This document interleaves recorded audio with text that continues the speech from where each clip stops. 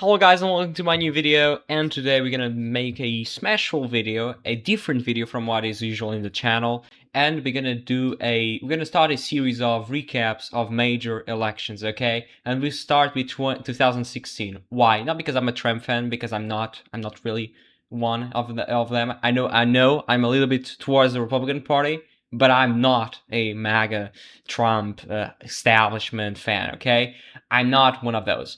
But yeah, I don't have any disrespect by the ones who are. So yeah, you're welcome in the channel because we welcome everybody from Mandani to Trump to Bernie Sanders to AOC to Gavin Newsom. We're welcome to everybody here, okay?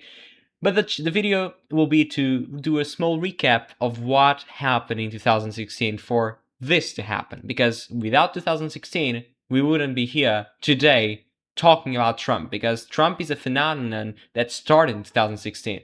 It started there. Because without 2016, nothing that we have today is possible. Tariffs were not possible at that time because Trump would never be a political sensation. And you can hate him or not, but he is definitely one of those. I know he probably doesn't have a lot of charisma between all of the people in the United States, but he does have in his small group of fans, in his small group of supporters, which is not small at all because he got more than 75 million voters. And that is really what Trump is about. Trump was an anti-establishment. After Obama, which was undoubtedly, many people would call him one of the best presidents of the United States. That's what the polls said. It's not what I think, but that's just what the polls are saying, okay? And the polls say that Obama was one of the key presidents in the United States, one of the most impressive ones, okay? And Obama left the scene in 2016 and Trump in 2017, and then Trump came into the presidency. Why? Because look, Obama entered after the recession, after the Great Depression in 2008, and then people were just fed with the system because Lehman Brothers went bankrupt, and people bail out a lot of people in Wall Street. And even though I'm an investor, so I work with especially investing my money. I live off that, but I can see the sense of people that they were just so desperate they cannot pay their bills, and the government was helping a bank, bailing out a bank and a system that was corrupt. That was not great at all. And then Trump came in. I'm against all of that. I'm against the establishment. I'm against all the politicians that were here in the past, like 100,000 years, and they didn't do anything. That's what the message was about. I will go to places like Ohio, Mahoning County, Youngstown. I'll go here and I will say to trade unions that I'm your voice. I'm your side. I'm trade deals and tariffs. I'll protect your business. That's what really this was about. Okay, and then Hillary Clinton, for example, Obama got 60+% here, and Clinton couldn't even crack 50 and barely won the county. That was one of the points. You go, for example, to Michigan, and you go to Macomb County, just north of Detroit. You saw what? Trump won this by 11, almost 12 points. Obama won this by more than 10, I think. So this was one of the plays of the so-called Reagan Democrats, people who voted for Ronald Reagan, but they were Democrats. Some researchers and some people from the area of politics were just researching why people voted for Ronald Reagan there instead of voting Democratic, and now you're voting. Why they're voting for Trump and not for Clinton? This was a problem for Clinton because this place here is filled with a lot of auto workers, people who work with their hands, the blue collar workers, people who usually talk about a lot about them. And you mentioned probably Bernie Sanders that was in the primary with Clinton. He probably would have done better in this place than Clinton because he has, in terms of trade, a almost similar message than Trump. And probably he will do great in these places, just as Obama did. But this was the problem across the country, okay? Many of these areas that were so key for the Democrats because they were the people, the blue-collar workers, they were voting now for Trump in quite overwhelmingly numbers. You see that here in the western part of Pennsylvania. You see that here as well in Washington County, in Westmoreland County, especially in Westmoreland County. See the swings. Look at this. Look at the swings here. It's one of the highest areas. Also here, look at this. Obama got 63. I said 60 plus, it's 63. And also turnout was down. And that was also one of the keys. Look at this. This was 110,000 votes in 2016, and this was more than 120,000 in 2012, and population was growing.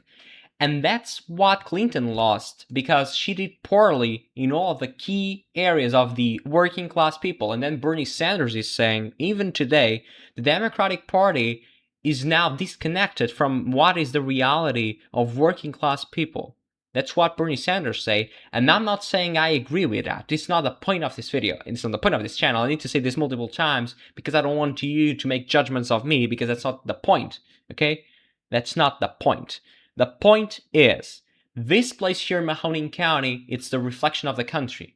Also here, for example, when you go to Kentucky, when you go to these areas here, very working class people as well, and very rural, very people that Clinton could not reach. Look at the swings. It's the biggest areas. Look at Elliott County, for example. Obama won this. Trump won 70 to 26. So how can you explain this?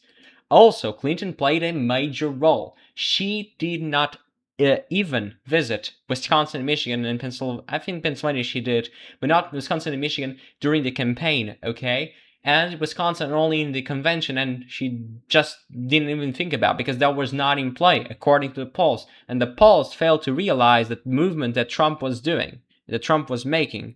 And really that was really about, what about all the people? Trump was focused on them. Trump worked really hard on the last days in the campaign, last weeks, and Clinton just thought, maybe this is already in my side and I don't care about that. That's what she said. I'm sorry, that's what she thought at the time. And that turned out to be wrong. And I think that didn't happen with Biden, because Biden even visited a lot of places and thought, maybe this is not as secure as I think, and let's just do it, and let's just go it, because probably Biden won. And that's the reason. Let's not give this as granted, because this is not granted. And that's one of the poor mistakes that Clinton made during the 2016 campaign. Also, if you go to Georgia, Clinton did a lot of progress in the Atlanta suburbs, okay? But she failed to do one thing. She failed to energize voters in the rural parts. Look at this. She did great, but she did worse than Obama. And that's what the margin, even though it looked better, it is better than what Mitt Romney was in 2012. It's still not great at all to win the state. But she never thought about winning Georgia. That's not the point. The point is, you go, for example, to states like Virginia. She did better in the suburbs again, because Clinton did better in the suburbs than many people think, for example. But she was not able to catch working class people and black voters. Why do you see that? Black voters here. Look at that. Look at the swing. The swing is big, and the turnout probably even bigger. This is a lot of black communities in North Carolina. Okay, for example, go here. Let's check the turnout. Okay, 9,000 votes to, that's 10,000, more than 10,000. So that's 11,000 to 9,000, or that's the difference. Okay, that matters. And especially if you go here to places like Illinois, Chicago, actually voted more for Clinton, which is curious. But you go, for example, to Gary, Indiana, again, a very Lake County, a very important place of black voters. Look at this. Democrats won by 30, then by 20, 10 points. That matters. Let's look at Ohio. All the working class communities that voted for Obama, or at least voted less for the Republicans, now voting more for Trump. And don't forget the shift in Latinos. Look at Nevada. Look at New Mexico, and look at Texas here. The phenomenon of Trump is already happening in many of these communities. Not in a big scale like it did in 2024, but that is something. Hawaii as well. Some shifts in the Latino communities. And if you go, for example, to New York, the shifts in New York, they were happening basically in the Bronx. Look at the Bronx. That is not a big shift, but in 2020 it became even worse for the Democrats. But this was just the start of a shift in the urban areas.